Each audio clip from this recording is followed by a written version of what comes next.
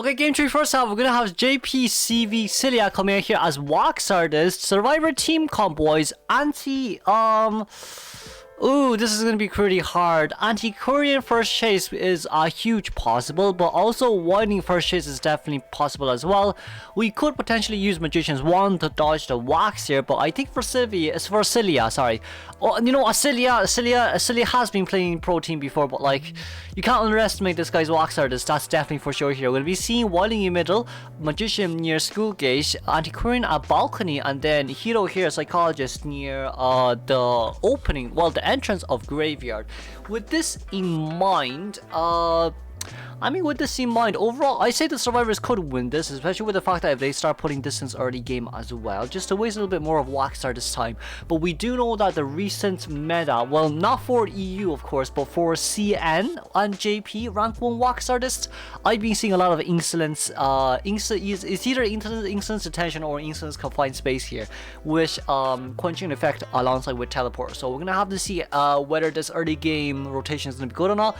But it seems like our main hunter here decided to bring Peepers instead, which is a little bit of a okay, I guess it is what it is.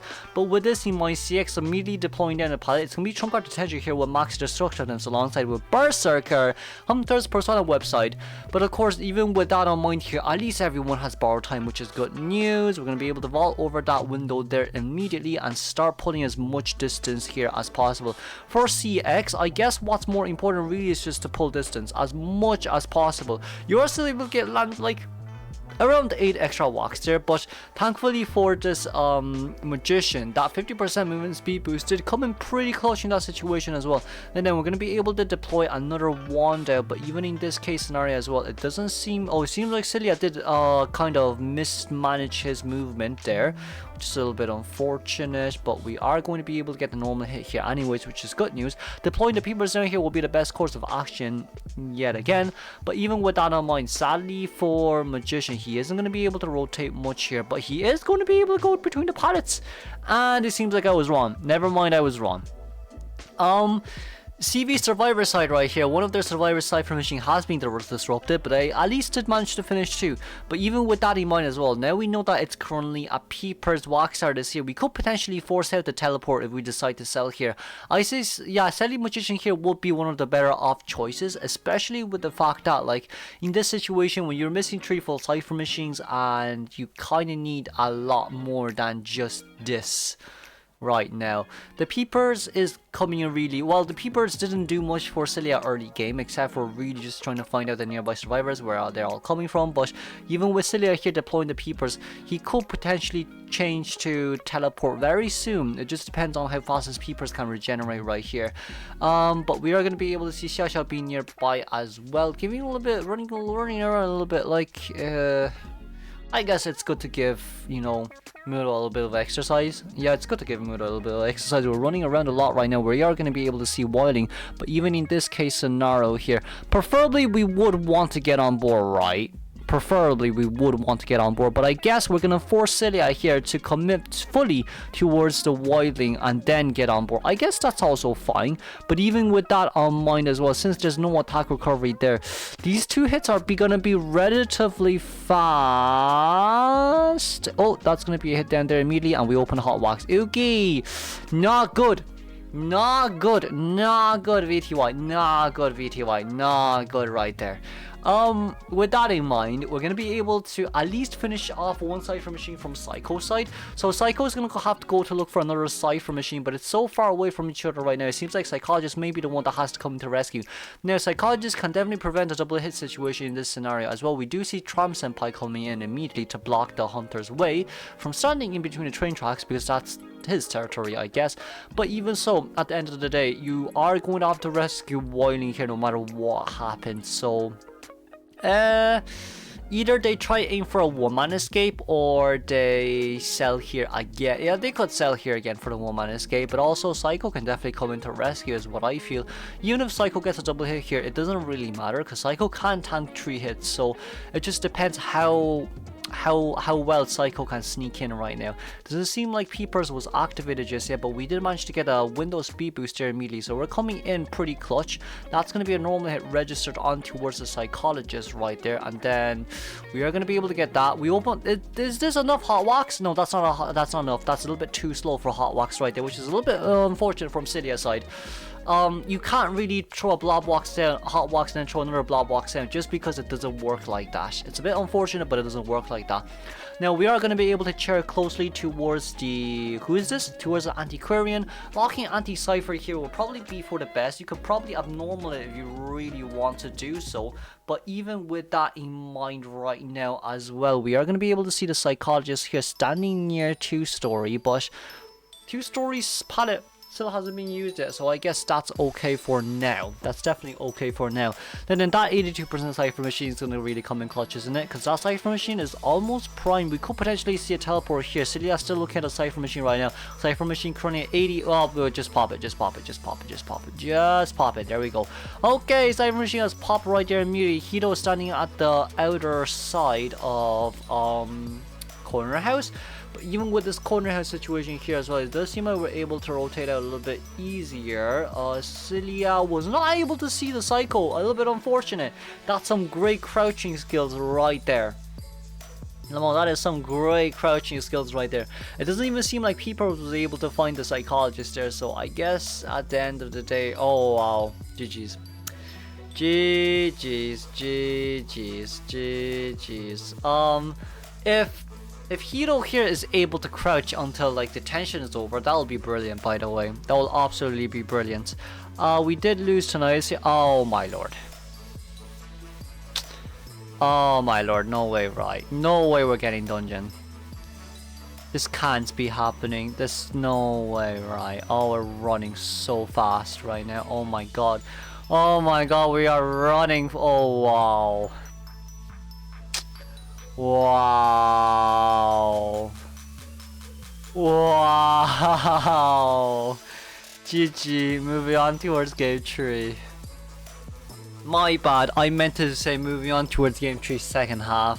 Anyways, we're gonna have Ty coming out once again as Soul Weaver against this team comp. So it's a little bit hurtful for Soul Weaver because you can't chase after anyone except for Barmaid, really. But even if you do chase after Barmaid, there's pallets nearby.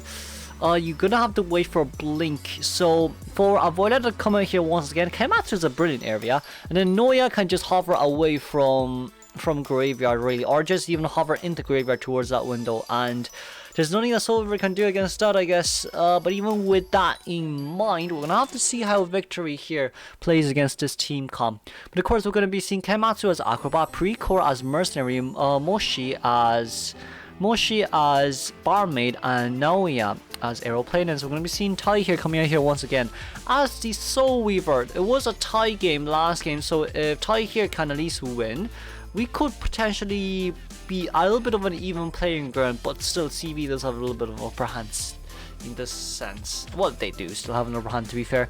But even with that on mind as well, let's move on towards the game. This is going to be CV versus VTY against, well, for round 3 second half, of course. We are going to be able to see Kaimatsu nearby immediately, but even with that on mind as well, there's a pallet there to be broken. It's going to be throwing with attention here with Quenching Effect, alongside which Mischievous, Wanted Order, and Berserker. Mischievous, Nostalgic, and Berserker. But Kaimatsu rotating towards the back right now, realizing that there was actually no hunters nearby, so he is still trying to wait around here as much as he can. But even with that on mind as well, we are going to be able to get our triple wed speed boost and not get a hit on towards Acrobat, sadly. I guess that's just the main issue here playing against Acrobat. It may seem like that fireball was bad and Acro was able to catch, and Soul Weaver was able to catch up, but we basically wasted 3 web threads right there and wasn't be able to get anything much. Now in this sense as well, there is going to be a mud ball coming out, so with this mud ball here, Violetta will be forced to take it anyway. So in this case, with 60 web threads right now, we could potentially get a hit on towards the Acrobat here immediately. That's double web threads, that's triple, and that's an immediate hit. Acro sadly wasn't able to get any web threads there. Preferably there, if you got like maybe 1 or 2, it would have been a little bit more beneficial here for the survivors. But with Blink ready to go as well, and Acrobat being forced down, This is gonna hurt quite a bit for the Acro right now. We're gonna be able to blink and flywheel counter it immediately. Wow, that is insanely well done by Acrobat. That's absolutely insanely well done by Acrobat, my lord. And we're gonna get a Terror Shock hit here anyway, so it doesn't really matter.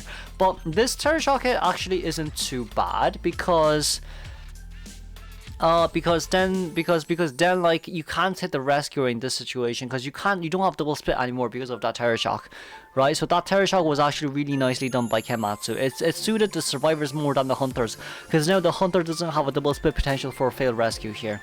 So in a sense, if we hit Mercy and then if we hit Acrobat right after they get the rescue, then you're basically at max presence and you can't double split anymore, which is one of the main reasons why that Terror Shock was actually brilliant there.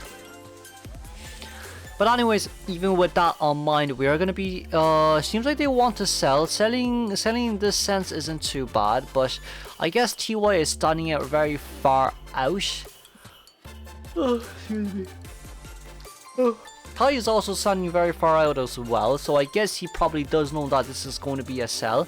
In this case scenario, he should be at least she should be able to get like 141, well, around 140 web threads when, well, not 140, maybe 120 web threads when Acrobat has been eliminated. But in this sense as well, there is still someone in the middle trying to give off as much pressure as possible for Tai right here. What he could do is, I say he could just potentially go out. He does see the Aeroplanist though, and whoever was, well, the barman was also rotating out here, so I guess that's fine. But barman here has to be a bit careful. She can't be next chase, because if she is next chase, there's a huge chance that it'll end up as a 3-man elimination due to the fact that you don't have borrowed time on barmaid's side. So that's something to be taken into very careful consideration of. But even with that's not a good rotation here coming out from Naoya's side, because if you think about it, right, Solver can catch up there, but if you rotate, if you hover straight towards Graveyard, it probably would have been better. So we're going to change targets here immediately, looking for the Barmaid in this sense as well. In a nutshell, for Barmaid in this case scenario, it really is just, you know, what you can do the best, I wonder. Because Barmaid taking over that window speed boost, running in straight to, not window, pilot speed boost, running in straight towards middle. There is a spit, but that can be easily baited. You may be able to pull a bit more distance in towards the Barmaid, but even with that on mind, we're going to be able to get a normal hit right here. Barmaid taking a web there wasn't the best idea, but she doesn't have any pilot speed booster anymore, so I guess it is what it is in that sense as well. We are going to be able to catch up here immediately, but it seems like it's going to be a blink hit down. No blink hit. Okay, but the Cypher machines are primed. So for 3-man elimination here, we are going to have to see how well they body block. Because if they don't manage to get a body block, then it's really bad. Or we can trump card change to abnormal here. There's two choices here to be made. If we do trump card, it's not good. Reason being the fact that you want to save teleport for late game preferably, and for you know what, for Soul Weaver right now, what matters most is to get as much webs for end game as possible. So for Soul Weaver here, he doesn't really care if, you know, Mercy gets the rescue. But I guess we did manage to get another spit on towards Aeroplanist. Mercenary here rushing straight towards that Cypher machine, but it was a no damage rescue, so it's going to be a little bit hard here for Tai to be able to do much. And of course on Barmaid's side, well, we could probably understand that Barmaid doesn't have, you know, borrowed time, especially with the fact that, like, oh, we're going to be able to get a hit and a spit here, especially with the fact that Barmaid used flywheel and window speed boost already. But of course with Tram Senpai being nearby, you are not going to be able to vault over that, which is a little bit unfortunate. We missed a spit here once again. Very nice side step there done by Precore, and we'll be seeing aeroplanes going down straight towards the corner. Okay, in the sense, it's going to be a bit hard for anyone to come into rescue. Barmaid still does have a Dublin there to use to self-heal herself, so at least for Barmaid here, she knows that she can come into rescue. Okay, that's good news. Unless we're going to teleport here immediately, then it's bad news. You can't teleport here as Soul Weaver because there's a Cypher machine that's almost about to be done. So for Barmaid right here, drinking immediately as well. What has to be done? Well, Mercenary is going to be after half rescue. That's what's going to happen. That's definitely what's going to happen. Tai here is still trying to look for the Barmaid, but Barmaid has already rushed towards the back right now. Even if you, like, using web threats here just isn't good. It just isn't good at the end of the day, because, like, you want to save a little bit more. You probably would want to get a web spit on towards Yeah, you didn't. Okay. Getting website on will probably be better because you all you need to do is spit one more time. But in this sense as well, you could, well, you could spit them down. If that's what you want, that's one spit on towards Barmaid. Barmaid is one spit, one hit down, which is a little bit of an issue. But Mercenary here, on the other hand, this could potentially be another tie game here for CV. But that's what they want really in this case as well. And then we are still waiting, we're still waiting, we're still waiting, we're still waiting. We are going to be able to vault over that. Once with the vault here, we could potentially pop. But I guess it's just, well, I guess we popped a little bit late there. Even with that sense as well, we realize that Barmaid is nearby. Ty here needs to think really fast because Barmaid can rotate immediately out and onside with Flywheel, and Mercenary can tank a normal hit on the Soul Weaver side as well. So just depends on how fast we can get the Barmaid down here. So that's triple web stacks. We are able to find Barmaid here. That's another quadruple. We are able to get 5 web stacks here, and there goes down the Barmaid. Okay, Barmaid goes down here immediately. We don't know where Mercy is just yet, but we are going to run towards the other side of the gate right now. This gate is going to be quite crucial because Barmaid is not eliminated on sure. Barmaid was off before half rescue, but Barmaid doesn't have self heal, which is a little bit of an issue as well. So I guess for Soul Weaver here, she did manage to find quite a big advantage point here. Now, is Mercenary breeding heavily is the main question, because if he isn't, then I think Violetta is going to be able to find a Mercy here immediately. Okay, that is fine. We're able to land a normal hit on towards Mercy. That's all we need. But Blink and immediate hit right there. That's a 3-man elimination coming from Ty Soul Weaver. A very clutch 3-man elimination. The only unfortunate part is the fact that Barmaid does not have self-heal there. So, let's congratulate a win game here coming from VTY's side. Moving on towards game 4. Oh, by the way, it's a best of 5, just in case anyone's wondering.